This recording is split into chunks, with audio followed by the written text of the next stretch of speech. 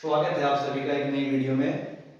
और पिछली वीडियो में मैंने आप लोगों को यूज ऑफ हैड है वो बताया था। आज उसी का थर्ड पार्ट हम हैड का प्रयोग पढ़ेंगे। यूज ऑफ हैड, हैड का प्रयोग हम कहां पर करते हैं, किन वाक्यों में करते हैं।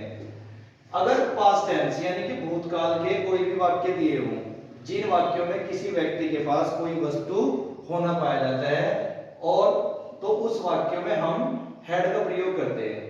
इस प्रकार के वाक्यों की अगर हम पहचान की बात करें तो हम पहचान कर सकते हैं उन वाक्यों के अंत में पास था या रखता था या रखती थी, इस तरह के शब्द दिए होते हैं। तो इस प्रकार के वाक्यों में हम हैड का प्रयोग पास या रखता शब्द के लिए करते हैं।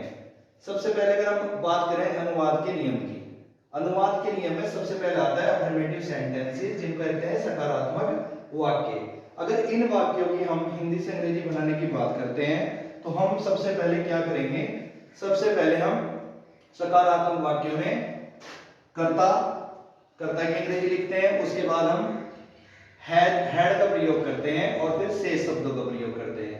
इसमें हिंदी बनाना बहुत ही आसान है, क्योंकि इसमें ना तो एक वचन सिंगुलर सब्जेक्ट देखना, ना बहुवचन देखना, सभी कर्ताओं और सब्जेक्ट के साथ हम हैड का प्रयोग करेंगे।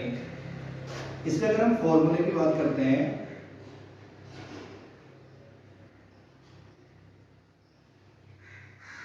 इसे सूत्र भी कहते हैं, तो वो बहुत ही आसान है।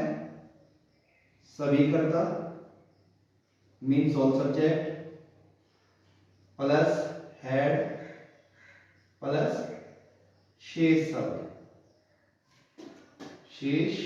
Other word. इस फॉर्मूले का यूज करके हम आसानी से अफर्मेटिव सेंटेंस की हिंदी से अंग्रेजी बना सकते हैं। हम एग्जांपल देखेंगे।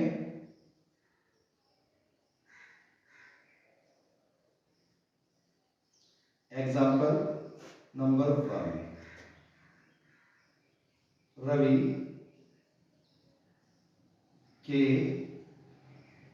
पास एक कार थी।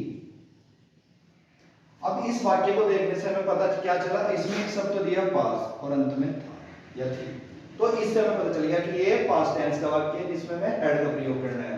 तो सब्जेक्ट हमें देखना है कि एक वचन है, बहुवचन है, कौन है, तो रवि,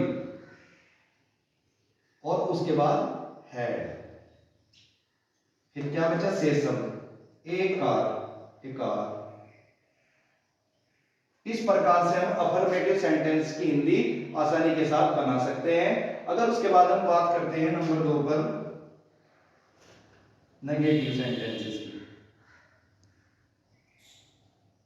नेगेटिव सेंटेंसेस जिन्हें हिंदी में नकारात्मक वाक्य कहते हैं।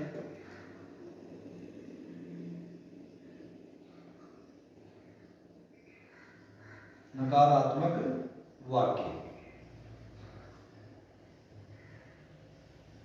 इन वाक्यों की जब हम हिंदी से अंग्रेजी बनाते हैं तो हम इस फॉर्मूले का यूज करेंगे।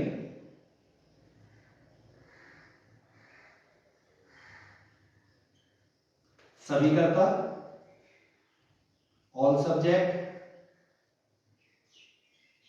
प्लस हैड, और नकारात्मक नेगेटिव सेंटेंस में हम हैड के बाद नॉट का प्रयोग करते हैं, प्लस शेष शब्द।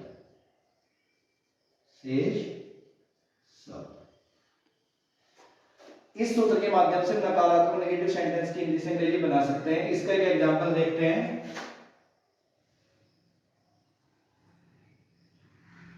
एग्जांपल,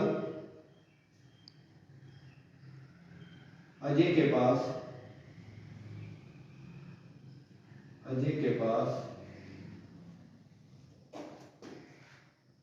पुस्तकें नहीं थी। अजय के पास पुस्तकें नहीं थी, तो कर्ता अजय है सब्जेक्ट, सबके साथ हेड लगाना है। हेड के तुरंत बाद हम इस सूत्र के अनुसार नोट का प्रयोग करेंगे। किताबें, बुक्स। इस प्रकार से हम अफर्मेटिव और नेगेटिव दोनों तरह के सेंटेंस की हिंदी से अंग्रेजी बना सकते हैं।